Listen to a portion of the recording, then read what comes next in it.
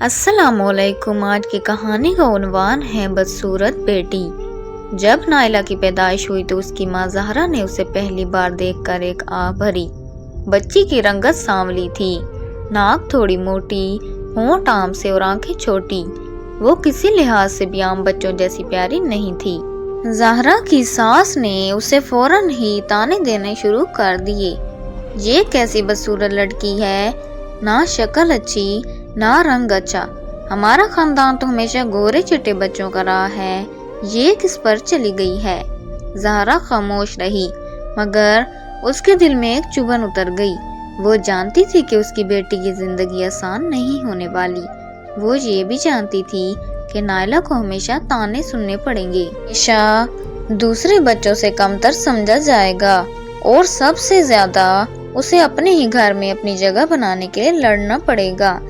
نائلہ بڑی ہو رہی تھی، مگر اس کے ساتھ ایک سایہ بھی بڑا ہو رہا تھا، بدصورتی کا سایہ۔ جب وہ اسکول جانے لگی تو بچے اس کا مذاق اڑاتے، یہ تو بالکل بھالو لگتی ہے، کتنی کالی ہے، کوئی اسے دھو کر لائے۔ یہ الفاظ تیر کی طرح اس کے دل میں گرتے رہے۔ ہر بار جب وہ آئینے میں دیکھتی، اسے لگتا جیسے وہ واقعی کسی اور دنیا کی مخلوق ہو، ایک ایسی دنیا جہاں خوبصورتی سب کچھ تھی اور بدصورت لوگ اس دنیا میں صرف دوسروں کی ہنسی کا ذریعہ بنتے تھے۔ مگر سب سے بڑا دکھ اسے تب ہوتا جب اس کی اپنی ہی ماں اس کے خلاف ہو جاتی۔ جب کوئی رشتہ دار آتا تو زہرا اپنی بیٹی کو کمرے میں بھیج دیتی، بیٹھو نہ یہاں، سب کیا کہیں گے۔ نائلہ کو سمجھ نہیں آتی تھی کہ آخر لوگ کیا کہیں گے۔ کیا وہ واقعی اتنی بری تھی جب محبت نہیں ملتی؟ نائلہ اب جوان ہو چکی تھی۔ اس کی بہن فاطمہ بے حد خوبصورت تھی، گوری چٹی، لمبے بالوں والی، بڑی بڑی آنکھوں والی۔ ہر وقت رشتہ دار اس کی تعریفیں کرتے۔ فاطمہ تو بس حور پری ہی لگتی تھی، اس کے لیے تو بہت ہی اچھا رشتہ آئے گا۔ نائلہ یہ سب چپ چاپ سنتی، مگر اس کے دل میں ایک جنگ چل رہی تھی۔ وہ جانتی تھی کہ اس کے لیے کوئی نہیں کہے گا کہ کتنی اچھی لگ رہی ہو، نہ ہی کوئی اسے دیکھ کر خوش ہوگا۔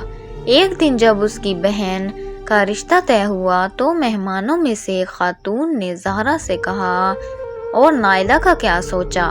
زہرا نے ایک ٹھنڈی آہ بھری، ہمارے نصیب میں تو شاید اسے زندگی بھر پالنا لکھا ہے، کون کرے گا اس سے شادی۔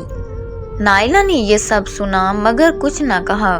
اس رات وہ اپنی تکلیف چھپانے کے لیے سونے کی کوشش کرتی رہی، مگر آنسو اس کے گالوں پر بہتے رہے۔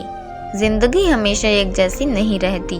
ایک دن نائلہ نے فیصلہ کیا کہ اگر دنیا اسے قبول نہیں کرے گی تو وہ خود کو قبول کرے گی۔ وہ اپنی ذہانت اور ہنر پر کام کرنے لگی۔ اس نے تعلیم میں خود کو بہترین بنانے کی ٹھانی۔ اس نے ایک اسکالرشپ حاصل کی اور ایک بڑی کمپنی میں نوکری شروع کی۔ وہاں اس کی محنت اور ایمانداری نے سب کے دل جیت لیے۔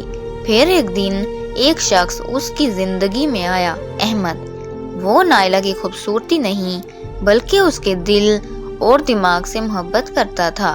مجھے تمہاری شکل سے کوئی فرق نہیں پڑتا نائلہ، تمہارا دل بہت خوبصورت ہے، اور یہی سب سے بڑی بات ہے۔ یہ وہ الفاظ تھے جو نائلہ نے اپنی زندگی میں پہلی بار سنے تھے۔ بدصورت بیٹی نہیں، سب سے حسین انسان۔ جب نائلہ کی شادی کا وقت آیا تو وہی رشتہ دار جو کبھی اسے طعنے دیتے تھے حیران رہ گئے۔ وہ سب سوچ رہے تھے کہ یہ بدصورت لڑکی اتنا اچھا رشتہ کیسے حاصل کر سکتی ہے، مگر نائلہ جانتی تھی کہ حسن کا حسن اس کی محنت، عزت اور خودداری میں ہے۔